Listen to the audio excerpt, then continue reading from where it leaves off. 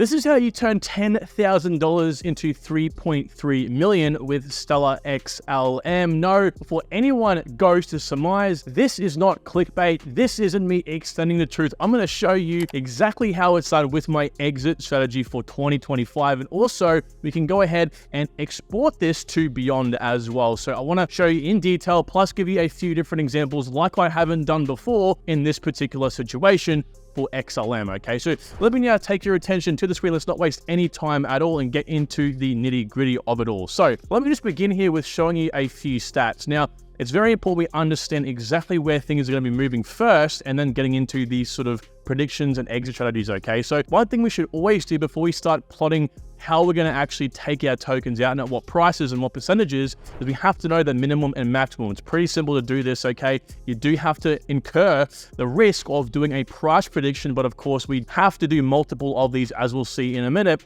as time progresses, okay? So right now we do have to basically project where we think the price will roughly go, and we can somewhat accurately do this with the vesting. Now, for those who don't know, the Stellar Development Foundation holds basically the rest of the tokens still to become enter into circulation rather, okay? So what we have to do is speculate that the last, okay, give or take 5 years or so, that we're going to have the same sort of expectations on average in terms of how much the token will be inflated, which is about 7.4%, again, since about 2018. So we can pretty much assume that we're going to have about 7.4% year-on-year inflation between now and 2025. And that's how I kind of came up with these minimum and maximum numbers, with the minimum being about a $20 billion market cap, and that puts the price at about 66 cents. On the max side of things, a $75 billion market cap, meaning the price maximum will go to $2.50. Again, current price right now is about 0.12 cents or 12 cents, right? And the market cap being about 3.3 billion. So if we were to extrapolate this into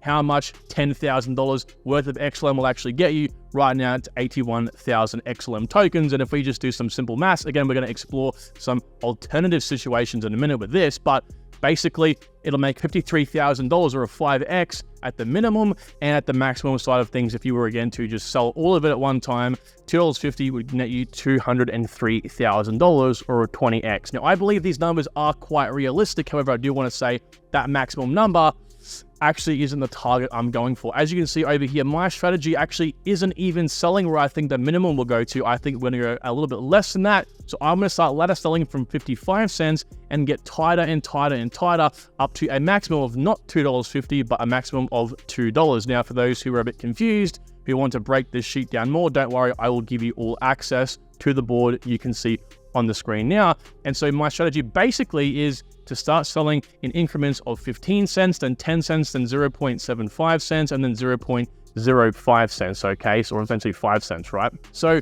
as we can see here, one thing we do have to recognize, and I'm not going to touch too much on this because I do this in basically all of these exit strategy videos, and if you don't understand percentages, you need to go ahead and observe this sheet, okay? Because a lot of people don't understand how percentages work, and the fact that, you know, if price goes down 75%, it has to go back up 300% to meet the same number it started from, okay? So it's very important you understand, but the reason why I want you guys to look at this is to go through the examples I create over here with person A and person B. Ideally, you want to be person B and mix this example with this example, aka you want to DCA and also ladder sell for the best possible returns. Yes, that's right. If you actually do this, you get the best possible outcome in the safest possible way. So here's what I'm doing, right? I'm buying when Bitcoin is down 7% plus on the weekly or the 7-day. XLM has any sort of FUD, or XLM is down 10%-ish. That's where I'm going to DCA. And as you can see in this example, if we buy, dollar cost average, and then we decide to, whatever the price does, begin to ladder sell on the way up, which is when, you know, narratives form, for example. In this case, obviously it's payments or a layer one narrative, or the overall market sentiment does go up, or your price targets have been met, we sell, and that actually does, in the example, give us the best possible returns. So here's the first example. Now, there is going to be two examples for a ladder sell exit strategy because unfortunately, this is extremely complicated for most people to do. Most people will be better off doing this example, which I'll touch on in just a second. So this one essentially is finding specific price points and then selling a percentage of your portfolio, your holdings of XLM at that specific level, okay? So for example, over here, XLM's price in 2018, okay, hit an all-time high of 74 cents at a $13 billion market cap, and we fast forward all the way to what it would be like hypothetically in 2025, we would have to actually have a market cap of $22.2 billion. So you can see it's a lot more difficult for XLM to reach the same numbers because we have more tokens in circulation. So to hit 74 cents again, it's got to almost double its market cap in size from back at its all-time high. Okay, so that gives you some indication as to why we can't kind of extrapolate some crazy numbers in this case. Now, again, what I'm doing here is going down to the 55-cent level. Okay, back then it was about $12.4 billion in the last bull run. And the next bull run roughly be about $16.5 billion market cap, give or take, depending on when it happens. And that's where I'm taking my initial investment out. And then I'm coming up. So I'm using these increments right here, 15 cents right down to 5 cents, and I'm taking it out, right? So the first one, 20% out at 70 cents, and then another 15 cents up at 15%. And then I'm going up in about 10-cent increments, as you can see in these three circumstances over here, and then pretty much taking 15% out, 15%, and then 10% out.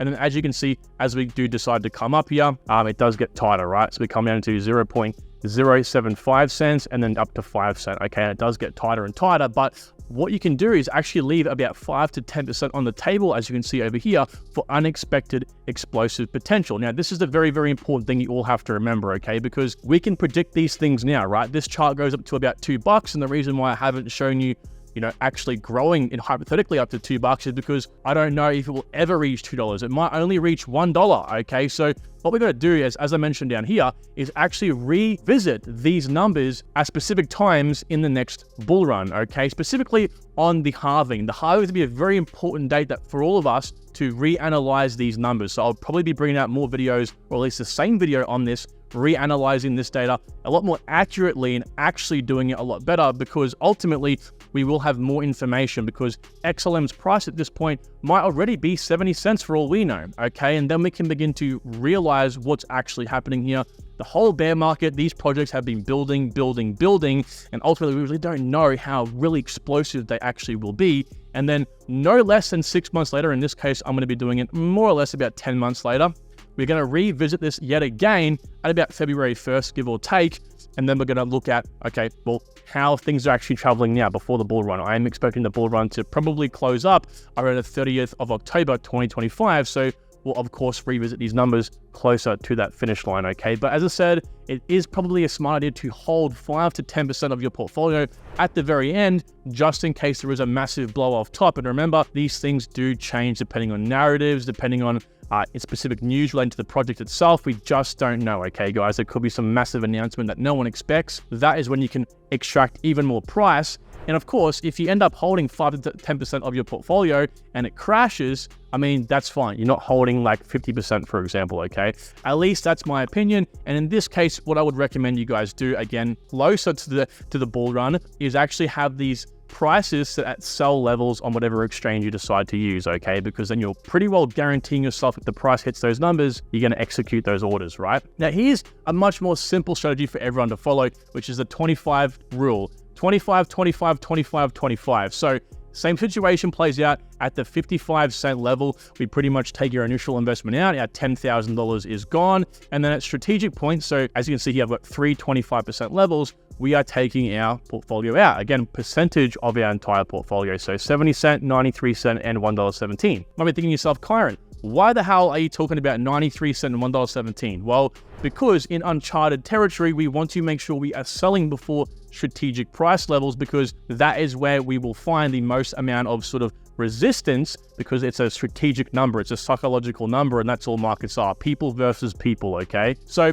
again, what we're doing here is holding another 25% or so for explosive potential. Now, in this case, you don't really have to. 25% might be a little bit too much. Again, the important thing is we've taken our initial 10,000 out and we have decided to ladder sell. So we have made quite a profit at this point. So, you might, for example, want to do another level of 10%, for example. Therefore, you hold on 15% at the explosive top, okay? But again, it is crucial you guys subscribe, because I will be doing this in a lot more depth once we actually are at these levels. Strategically, 1st of April, okay, the halving, and again, sometime about 6 to 10 to 12 months later. All right. So here's how you can actually turn $10,000 into 3.3 million. So I want to stress the important part of this video was what I just mentioned, having a ladder sell strategy, because as I mentioned at the very start of this video, this is how you're able to extract the most amount of profit in the safest way. Okay. So person B actually make 650% on their, returns versus someone who makes only a 6x, which is actually a big difference.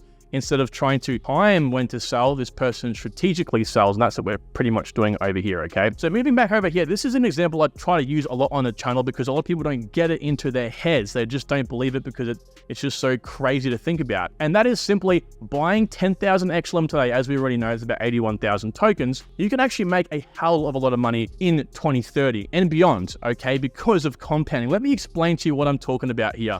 And don't give me the whole, oh, I don't want to wait till 2030 crap, because if you can't wait 7 years to make this much money, that's the problem right there. It's not the project, it's not anything else, it's you, okay? So in this case, again, at the same price, we buy $10,000 worth of XLM, we have 81,000 tokens. Now we fast forward to 2025 over here, right? Let's say the max it goes to is $2, but let's just say we get out at $1.50. Okay, cool. Well, in that case, we make $121,500. That's quite good. It's about a 13x. And that is life-changing. That is pretty good money, but it's nothing too crazy. At that point in time, it's like, you can't buy a new house, for example, right? Well, let's fast forward now to the 2028 bear market. And then let's just say we decide to save our $10,000. Let's just say we do that strategy and we have that 10,000 initial investment, but we decide to keep that initial investment out. That's like a guarantee. We're going to use it on things like, expenses and whatever it might either be, Maccas, whatever it might be, okay?